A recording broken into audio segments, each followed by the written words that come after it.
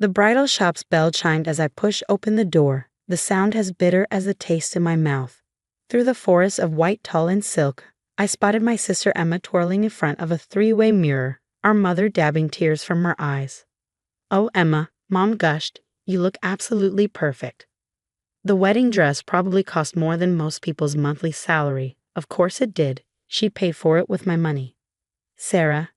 Emma's face lit up with fake enthusiasm when she saw me in the mirror. "I was wondering when you'd show up. What do you think? Worth every penny, right?" My name is Sarah Mitchell, and 2 weeks ago, I discovered my sister had drained my savings account of $78,000 to fund her dream wedding. The money I'd spent years saving for my own future, gone in a series of unauthorized transfers while I was on a business trip. "How could you, Emma?" I kept my voice low, conscious of the other customers browsing nearby. "That was my entire savings." She turned to face me, all innocence and confusion. "Oh, come on, Sarah. Don't be so dramatic. I'll pay you back eventually." Besides, she smoothed down the intricate beadwork on her bodice. "You know how important this wedding is to me. To all of us. Important enough to steal from your own sister." "Steal is such an ugly word," Emma sighed, examining her reflection again. "I prefer to think of it as borrowing. You'd have said no if I'd asked, and Jason and I need this wedding to be perfect. You know how his family is." "Ah yes, Jason Reynolds. Emma's fiancé and heir to the Reynolds fortune. Old money, old names, old expectations.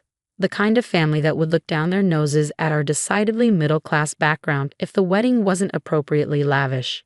"Mom," I turned to our mother, who was suddenly very interested in a rack of veils. "Are you seriously okay with this?" "Well," she hesitated, not meeting my eyes. "Emma did say she'll pay you back. And this wedding is such a wonderful opportunity for her.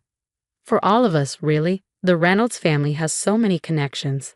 I couldn't believe what I was hearing. But then again, maybe I could. Emma had always been the favorite, the pretty one, the social butterfly who could charm her way out of any situation. I was the responsible one, the steady one, the one who worked hard and saved carefully while Emma flitted from one expensive whim to another. "You're going to the police, aren't you?" Emma's voice had lost its sweetness, turning sharp. "That's why you're here. To threaten me." I met her gaze in the mirror. "How did you even get access to my account?" She shrugged, the beads on her dress catching the light. "You really should change your passwords more often, Sarah. Using Mom's birthday for everything isn't exactly secure." The casual way she admitted to it made my blood boil.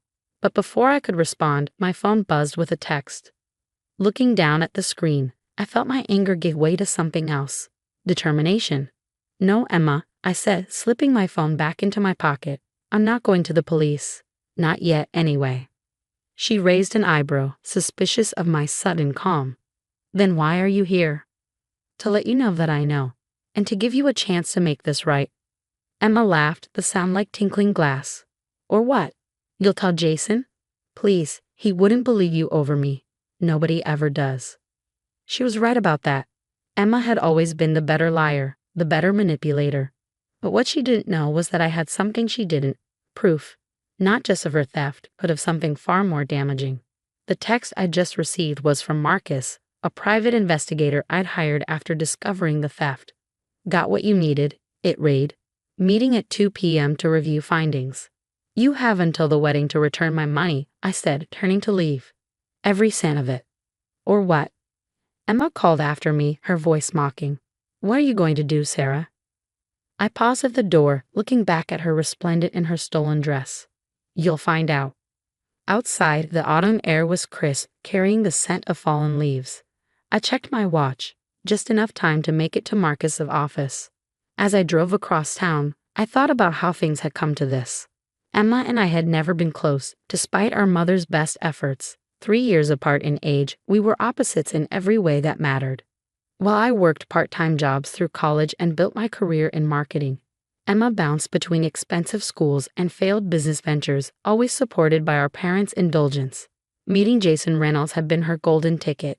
He was everything she'd always wanted: rich, connected, and completely taken in by her carefully crafted persona.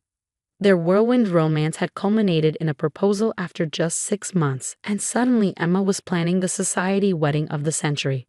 Marcus's office was in a modest building downtown. The kind of place that didn't draw attention. Perfect for someone in his line of work. He was waiting for me when I arrived, a thick folder on his desk.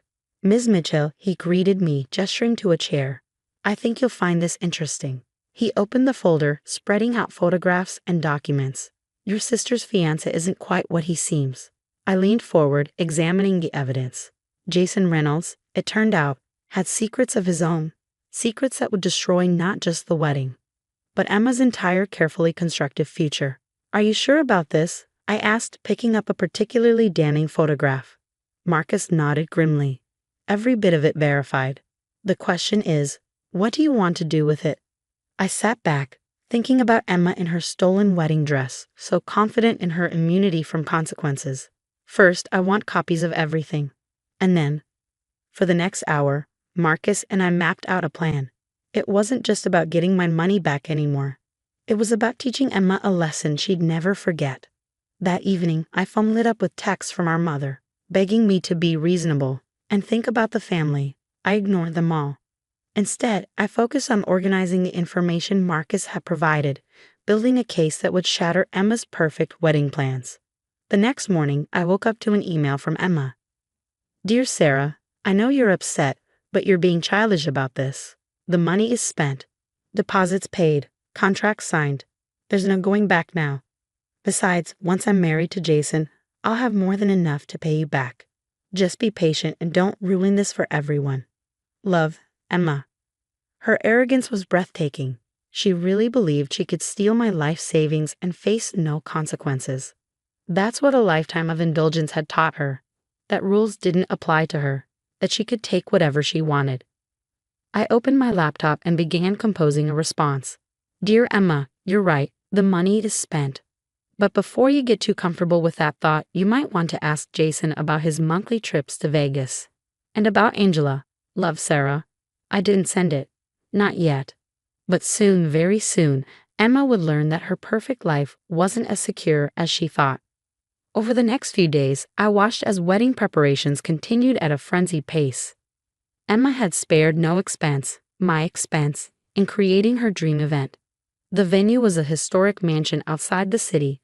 The guest list included local celebrities and politicians, and every detail was meticulously planned to impress Jason's family. I received an invitation in the mail, cream-colored paper with gold embossing. The irony wasn't lost on me, being invited to a wedding paid for with my stolen money. "Are you going to RSVP?" Mom asked when she called to check on me. "Emma really wants you there." "Oh, I'll be there," I assured her. I wouldn't miss it for the world. The week before the wedding, I met with Marcus again. He had more information, bank records, text messages, surveillance photos. Jason Reynolds wasn't just cheating on Emma, he was involved in something much darker. "Are you sure you want to go through with this?" Marcus asked as I reviewed the new evidence. "Once you start, there's no going back." I thought about Emma's smug face in the bridal shop, about years of watching her take and take while I worked and saved, about her complete lack of remorse over stealing my future. "I'm sure," I said firmly, "she needs to learn that actions have consequences." The morning of Emma's wedding dawned bright and clear, perfect weather for a perfect day. I dressed carefully in the pale blue bridesmaid's dress she'd chosen, doing my hair and makeup with precise attention to detail. Everything needed to appear normal until the right moment. The historic Reynolds estate was transformed into a fairy tale setting. White roses everywhere, crystal chandeliers hanging from the garden tent, champagne flowing freely. The cost of the flowers alone probably equaled 3 months of my salary. "Sarah." Emma's voice rang out as I entered the bridal suite. She was already in her dress, surrounded by bridesmaids and makeup artists. "I was worried you wouldn't show." "And miss my sister's big day?" I smiled, meeting her eyes in the mirror. "Never." For a moment, something like uncertainty flickered across her face. My email about Angela must have rattled her, though she'd never responded to it. But then her perfect bride mask slipped back into place. "Well, good," she said, turning back to her reflection. "Everything needs to be perfect today. Jason's entire family is here, and they're already..." "Already what?" She sighed, adjusting her veil. "Let's just say they have certain expectations. This wedding needs to go exactly as planned." I thought about the manila envelope in my car, about the text messages I'd scheduled to send at precise intervals throughout the day. Don't worry, Emma. Everything will go exactly as it should. The ceremony was scheduled for 4 p.m. At 2:30, while Emma was having final photos taken with our parents, I sent the first text to Jason. Just 3 words. I know about Angela. I watched from across the garden as he read it, his face paling slightly before he quickly composed himself. He glanced around, trying to spot the sender, but I was already walking away. At 3:15 during the pre-ceremony cocktail hour, I had Marcus deliver an envelope to Jason's room. Inside were photos, not all of them, just enough to let him know we had proof. Problems? I asked innocently, finding Emma alone for a moment in the bridal suite. She was pacing, her perfect dress swishing across the floor. Jason's acting strange, she said, biting her perfectly painted lip. He keeps checking his phone and disappearing. You haven't said anything to him, have you? I adjusted a flower in my bouquet. About what? About the money you stole from me, or about Angela? She froze. Sarah, please. Don't do this. Not today. I promise I'll pay you back. Like you promised to pay back Mom and Dad for your failed boutique. Or Mark for the startup money you borrowed last year. I stepped closer. You're not the only one who can uncover secrets, Emma. Her face hardened. You wouldn't dare ruin this. The Reynolds family would destroy you. Maybe, but they'd destroy Jason first. And you by association. Before she could respond, our mother burst in. Emma, honey, it's almost time. I left them there, making my way to the ceremony site.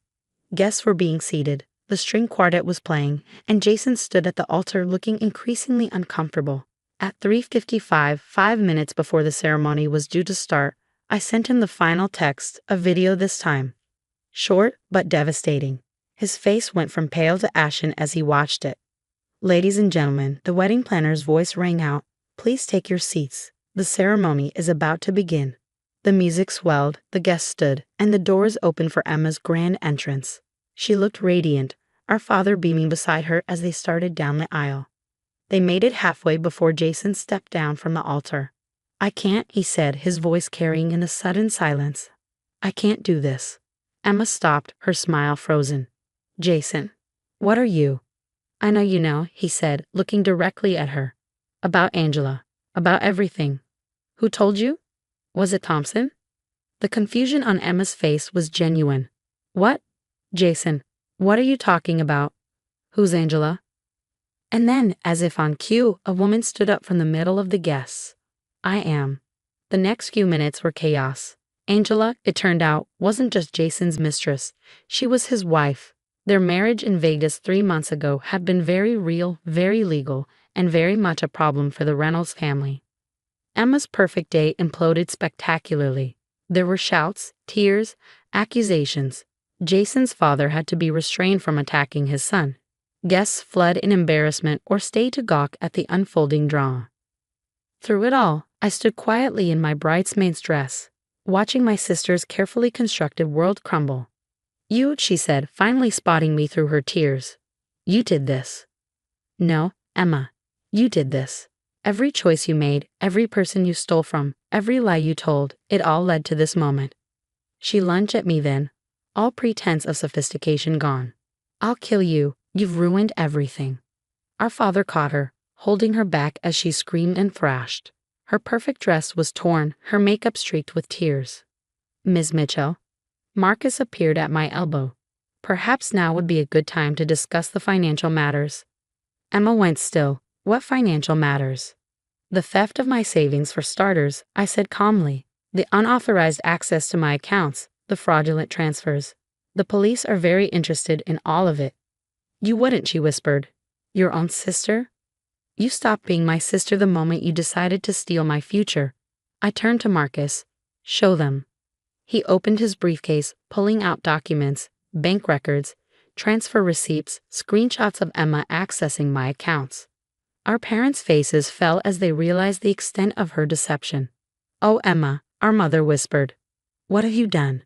The aftermath was both swift and severe. The Reynolds family, already reeling from Jason's scandal, wanted nothing to do with any of it. They whisked him away to deal with the Angela situation privately. Emma faced criminal charges for theft and fraud. Our parents, finally forced to see her for who she really was, refused to bail her out this time. The wedding vendors, unpaid and angry, began legal proceedings of their own. Was it worth it? I asked her later, visiting her at our parents' house where she'd been forced to move back in. Was one perfect day worth losing everything? She didn't answer, just stared out the window, her perfect world shattered beyond repair. My money was eventually returned, not all at once, but through a court-ordered repayment plan that would take Emma years to fulfill. The wedding vendors claimed everything else, selling off the unused decorations and Emma's dream dress to recoup their losses. A year later, I sat in my new apartment, paid for with the savings I'd rebuilt. A wedding invitation lay on my coffee table, not Emma's this time, but my own. My fiancé, unlike Jason, was honest, hardworking, and completely real. Emma wasn't invited. She was still working through her legal issues, still living with our parents, still blaming me for ruining her life. She never understood that she'd done that herself, one selfish choice at a time. My phone buzzed with a text from Marcus. He'd started handling my corporate security after the wedding debacle. Thought you'd want to know. Jason Reynolds just got divorced. From both wives. I smiled, thinking about karma and consequences. Emma had wanted the perfect wedding at any cost. Instead, she'd learned a valuable lesson about the price of perfection. As I began planning my own wedding, modest, meaningful, and paid for honestly, I thought about what real love and family should look like. Not a fairy tale built on lies and theft, but something true and strong and real. Emma had chosen her path, and now she was living with the consequences. Me, I was finally living my own life on my own terms with my own honestly earned money, and that was worth more than any perfect wedding day could ever be.